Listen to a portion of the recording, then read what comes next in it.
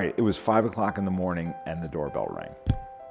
And I had been up all night working on a crash deadline for Newsweek magazine.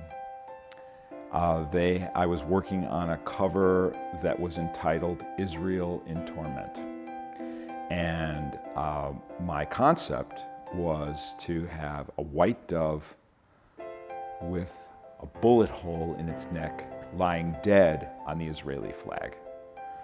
And so the art director of the magazine was a very anxious guy.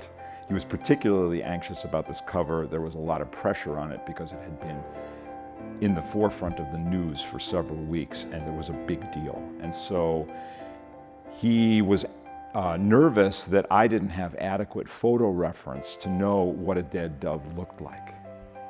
So he sent a messenger who appeared at my door at 5 o'clock in the morning holding a bird cage with a white dove in it, along with the instructions to kill it if you need to.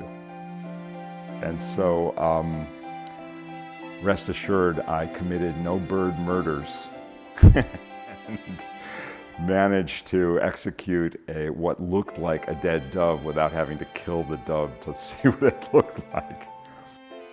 It was colorful, it's colorful. But there was a lot of colorful stuff happened because I was doing things that were that I came up with concepts that were unusual. I was always in the midst of trying to get reference material for covers that I was doing in unusual circumstances. Like, I also did a cover for Newsweek that was titled "The War on Drunk Driving," and so the concept was a car flipped over inside of a liquor bottle, like a parody of A Ship in a Bottle, essentially. But it was a car flipped over, like a wreck flipped over. So I went to the junkyard and paid the guy. I had to pick a car. I picked a car that I liked, and then had him flip it over for me. And then, in order to get the right camera angle on it, I had to climb up a stack of crushed cars to get to the top so that I could view it from the correct angle so that it would be the right shot to sit properly inside the bottle, because I knew what angle I was viewing the bottle at. And so there I was, like climbing up this tower of wrecked cars, like to take this, and I'm up there with my camera, my tripod, like getting this shot. And it was a lot of fun. It was really cool. It was a lot of fun.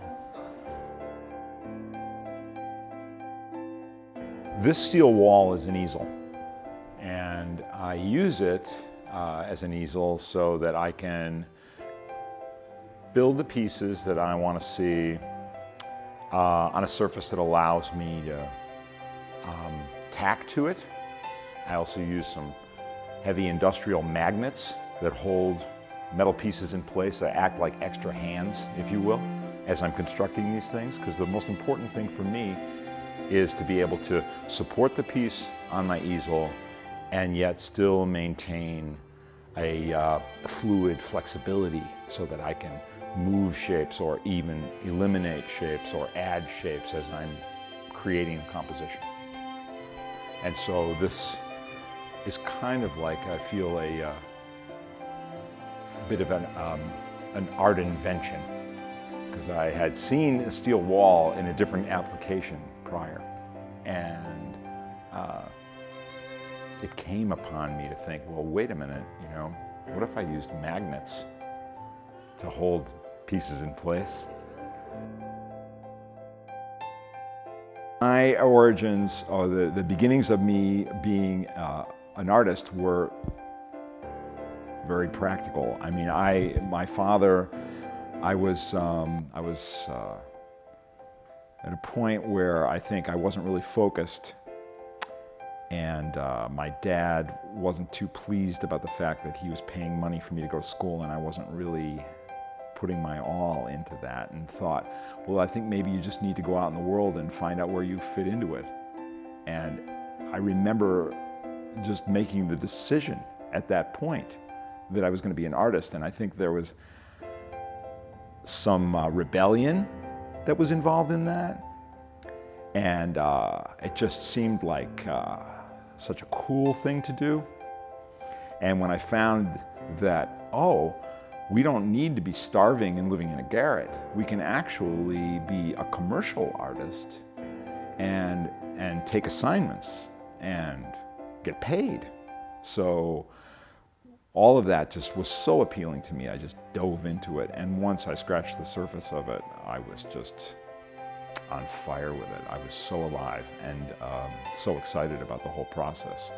And from one small thing led to the next, and really the first thing I decided to do was to create a portfolio of work that looked like things that I wanted to do.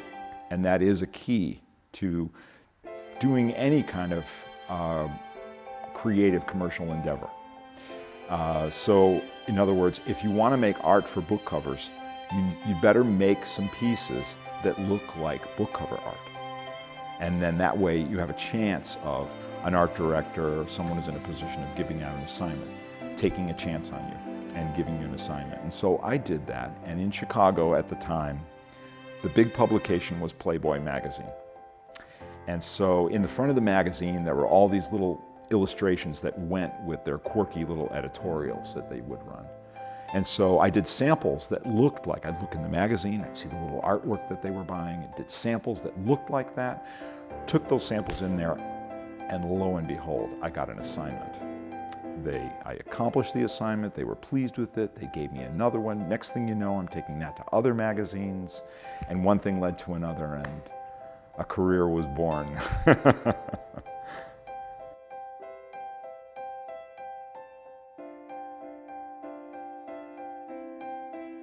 I enjoyed the opening very much, and there was such a high degree of effort that was involved in getting all the pieces ready for the exhibition. There was a sense of relief about the fact that it was done.